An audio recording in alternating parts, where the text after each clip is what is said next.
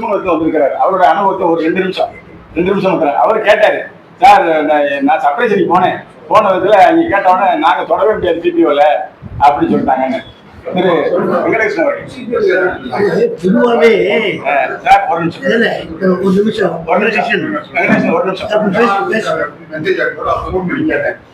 சரியா பண்ணல sir model பண்ணிட்டாரு.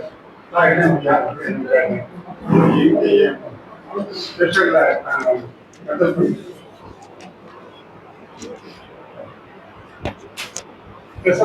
வந்து அவங்க வந்து சொன்னாங்க.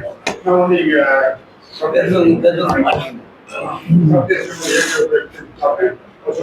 ஏகி அவரெல்லாம் கை இதே கிடையாது. ஸோ நீங்க வந்து ஏகிகளுக்கு சொன்னாங்க. அது ஆசிரியர்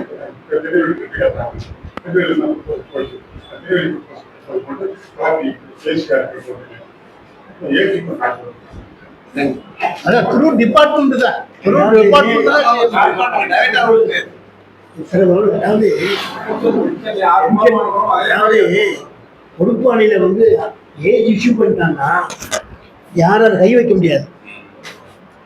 நம்ம என்ன பார்க்க வேண்டியது, ஃபேமிலி பென்ஷன் ஒய்ஃப் போய் போட்டுருக்காங்கன்னு பார்க்கணும். ஒய்ஃப் இருந்ததுன்னா இப்போ அந்த காலத்தில் என்ன பண்ணாங்கன்னா ஏஜ் போடுறது இல்லை, டேட் ஆஃப் பர்த் போடுறது இல்லை. இப்போ எதுக்கு டேட் ஆஃப் பர்த், எதுக்கு நமக்கு டேட் ஆஃப் பர்த் எதுக்கு பண்ணுறப்போ நம்ம 80 வயசு 85 வயசுக்கு தானே டேட் ஆஃப் பர்த் கேட்குறோம். இப்போவே நீங்கள் ப்ராசஸ் பண்ணி நீங்கள் அதே வாங்கி வச்சிருந்தா கூட நீங்க இறந்த பிறகு தானே ஃபேமிலி பென்ஷனு. ஃபேமிலி பென்ஷனுக்கு இப்போ அப்ளிகேஷன் கொடுக்கணுமா வேண்டாமா? அந்த அப்ளிகேஷன் எல்லாம் முன்னெல்லாம் சிம்பிள் பண்ணிட்டாங்க. ஒரே பக்கம் தான் வருது, உங்களுக்கு தெரியும். அது எல்லா டீட்டெயில்ஸும் வருது. அதாவது பெருசு ஃபேமிலி பென்ஷனோடய ஃபோட்டோ விட்டணும், எல்லா டீட்டெயில்ஸ் இருக்கு.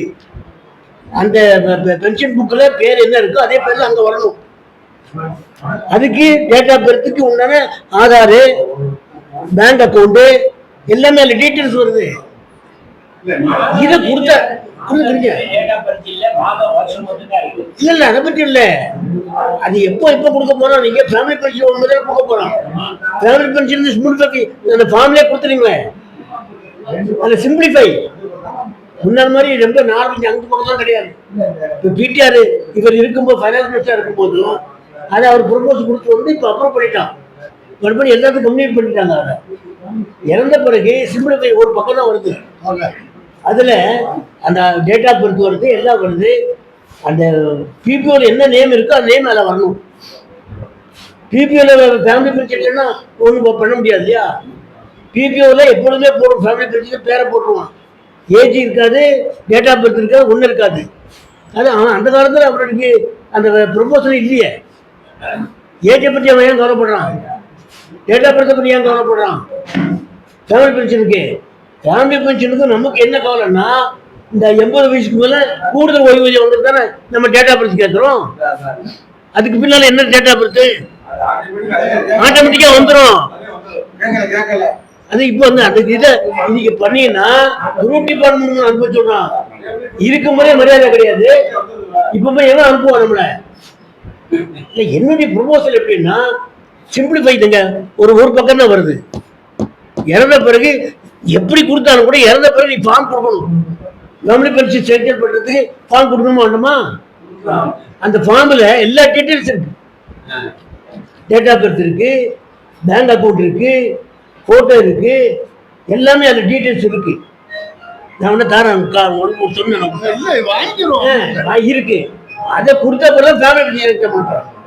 இப்போ நீங்கள் எந்த ப்ராசஸ் பண்ணி வாங்கினா கூட அந்த பென்ஷன் அந்த ப்ரொபோசல் கொடுத்தா தான் அவங்க பண்ண போகிறோம். எதுக்கு இப்போ நம்ம பண்ணிட்டு இருக்கிறோம்? அவசியம் இல்லை சார் பாஷா, அது அவசியம் இல்லை. அது நீங்க இப்போது இல்லை இப்போ இப்ப ட்ரெஷரி ஒரு இல்ல ஒண்ணு கமிஷனர் ஒரு இன்ஸ்ட்ரக்ஷன் கொடுத்திருக்காரு. அந்த ஃபார்மை இப்பவே நீங்க கொடுத்துங்க, நமக்கு வெப்சைட் ஏற்றிடுவாங்க அப்படிங்கிறாரு. அவன் என்ன சொல்றான், நான் ட்ரெஷரிக்காரன் ஏற்றிடுறான், இதை வச்சு நான் ஃபேமிலி பென்ஷன் கொடுக்க முடியாது, அதுக்கு பின்னாலே ஃபார்ம் கொடுக்கணுங்கிறான். அப்போ அது தேவையில்லையே. அதனால அந்த மாதிரி ஒரு இது லாங் ப்ராசஸ். அதுக்கு ஜீரோவே வந்துருச்சு. ஆதார் கார்டுல என்ன டேட் ஆஃப் பர்த் இருக்கோ அதை ஏத்துக்கலன்னு சொல்லி அது இல்லாதவங்களும் நம்ம கொடுத்துடலாம். அது நம்மளே வந்து ஆன்லைன்ல டேட் ஆஃப் பர்த் ஏத்திக்கலாம். அதுவும் ரொம்ப சிம்பிள் எல்லாம் வேப்பு பண்ணிட்டாங்க.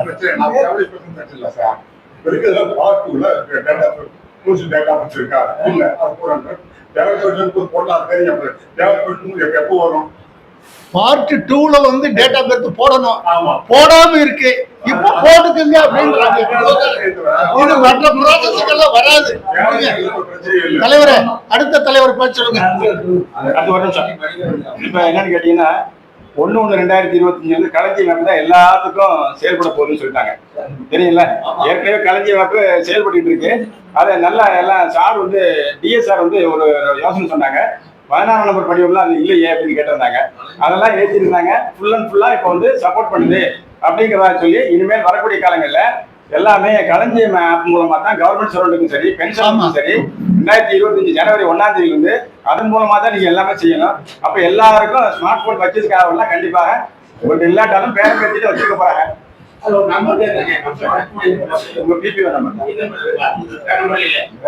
இல்லாட்டி டேட் ஆஃப் பர்த். அதனால அது இனிமே 1/1/2022 இருந்து அதான் வரப்போகுது என்பதை சொல்லி அதுக்கு எல்லாரும் இது வரைக்கும் டவுன்லோட் பண்ணாதவங்க கண்டிப்பா கலைஞர் டவுன்லோட் பண்ணி வச்சுக்கிறீங்க அப்படிங்கிறது. பென்ஷன் இறந்தவர் எண்ணங்களில் 50,000 ரூபாய் கொடுக்குறோம் இல்லையா, அதுக்கு வந்து சார் டிஎஸ்ஆர் வந்து கலெக்டர்கிட்ட ஒரு பென்ஷன் கிரீவன்ஸ் நடத்தினாங்க.